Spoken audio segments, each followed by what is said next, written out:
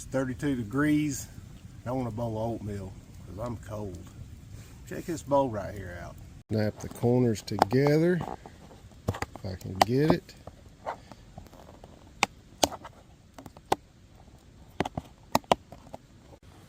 And there you have a bowl. Now what? Just a little disclaimer here. The bowls have directions this side out. So it looks like a bowl. My husband over there might have done his inside out, or as my Nana used to say, backwards. So look for the instructions, and it has fill lines and measurement tabs on there which come in handy.